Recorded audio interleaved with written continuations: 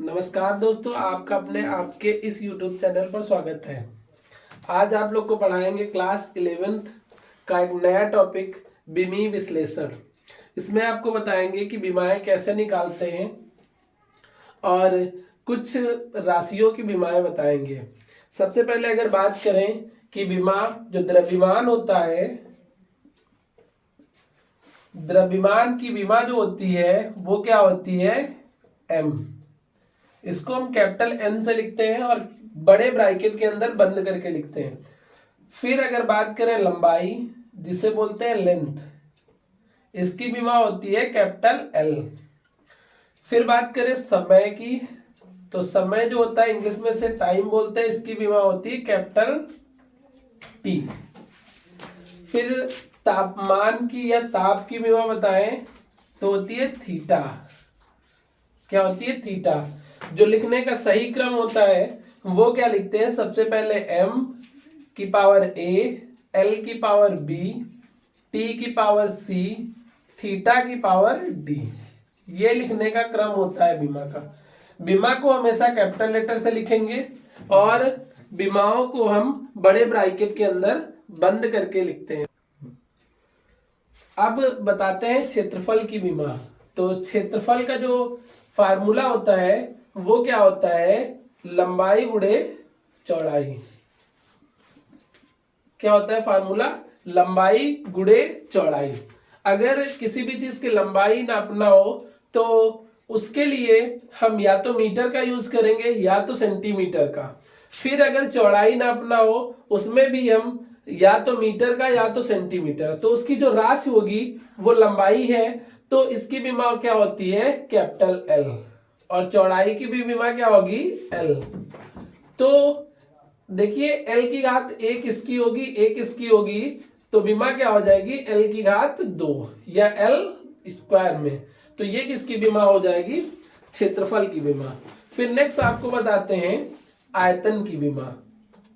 किसकी बताएंगे, आयतन की विमा। तो आयतन का सबसे पहले बताएं सूत्र क्या होता है, आयतन बराबर लंबाई गुणे चौड़ाई गुणे ऊंचाई।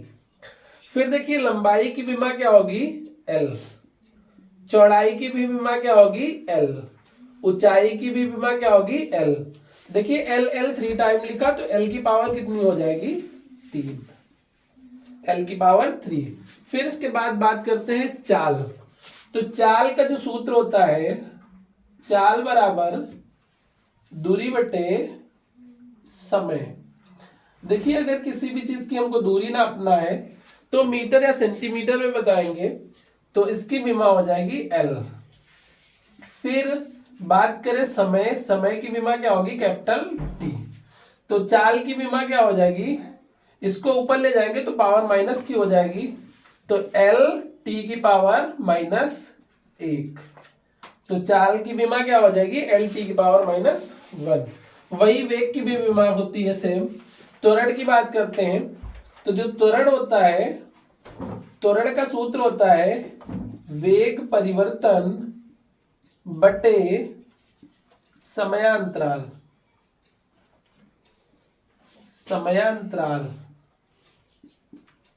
देखिए वेग परिवर्तन या वेग की विमा क्या होती है, वेग की विमा चाल के बराबर होती है, तो इसकी हम लिख सकते हैं L T की पावर -1। फिर समय की विमा क्या होती है, T। तो T को जब ऊपर ले जाएंगे तो हो जाएगा L T की पावर -1। ये T जाएगा एक माइनस का, तो माइनस की एक और पावर बढ़ जाएगी, या सेकेंड ब्रैकेट में पहले लिख लेते हैं T की पावर -1।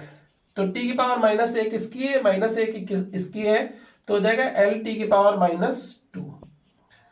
फिर बात करते हैं बल की विमा। तो बल बराबर सूत्र क्या होता है, बल बराबर F बराबर m इंटू ए होता है, द्रव्यमान गुणे त्वरण। तो द्रव्यमान की विमा क्या होती है, कैपिटल M। त्वरण की विमा अभी निकाले, क्या होगी, L T की पावर -2। तो इसकी टोटल विमा क्या हो जाएगी, M L T की पावर -2। फिर नेक्स्ट राशि जो है वो क्या है, कार्य। अब आपको बताएंगे कार्य की विमा। अब बताएंगे आपको कार्य की विमा। कार्य बराबर सूत्र होता है बल गुणे बल की दिशा में विस्थापन। बल की दिशा में विस्थापन, विस्थापन केवल लिख देते हैं, तो इसको लिख सकते हैं F इंटू एस लिख सकते हैं, या F इंटू डी भी लिख सकते हैं। ये W बराबर सूत्र होता है। अब बात करते हैं बल की विमा क्या होगी।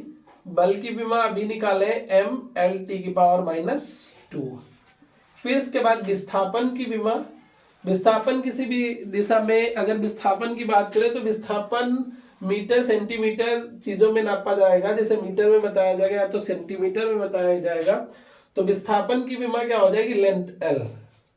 तो इसकी विमा हो जाएगी कार्य की m(L)(1) एक L²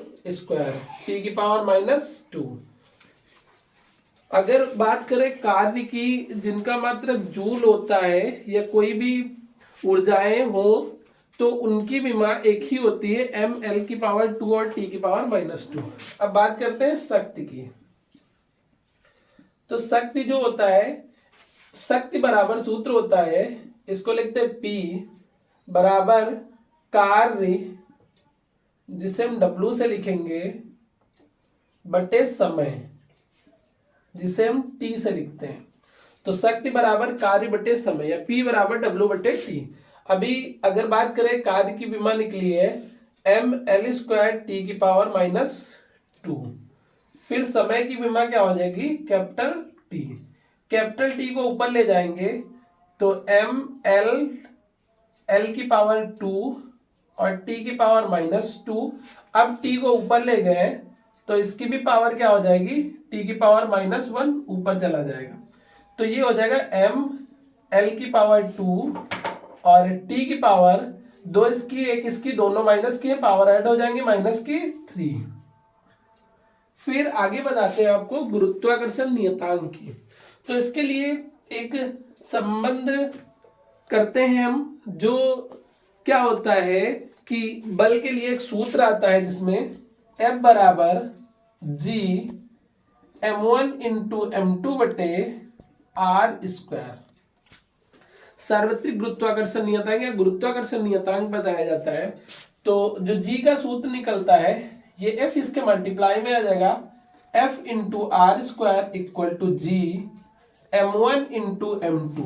हमको G की वैल्यू निकालना है, तो G बराबर सूत्र बनेगा F इंटू r² बटे m1 इंटू m2 बराबर G। ये G का फार्मूला होगा जिसे हम गुरुत्वाकर्षण नियतांक कहते हैं। अब अगर हम G की विमा निकालें, G की विमा, तो G की विमा क्या हो जाएगी, बल की विमा होती है mL(T⁻²). फिर नेक्स्ट R जो है वो एक लेंथ में लंबाई होगी, तो इसकी विमा होगी L। r² लिखा है तो इसकी पावर 2 लिख देंगे। फिर इसके बाद द्रव्यमान जो है, द्रव्यमान की विमा होगी M। तो m 2 बार लिखा है, तो m मल्टीप्लाई में m लिख देंगे। तो क्या हो जाएगा, mL(L)(1) यहाँ पर है, 2 यहाँ पर, L(3) हो जाएगा, T⁻2 अपान m⁻2 हो जाएगा। फिर हम क्या करेंगे, m को ऊपर ले जाएंगे तो पावर माइनस की हो जाएगी, m⁻, इसकी +1 हो जाएगी, इसको ऊपर ले जाएंगे तो -2 लिख लीजिए, L3 T⁻²। अब विमा जो निकलेगी m⁻1 बचेगा, L3 T⁻²। ये हो जाएगी सार्वत्रिक गुरुत्वाकर्षण नियतांक या गुरुत्वाकर्षण नियतांक की विमा।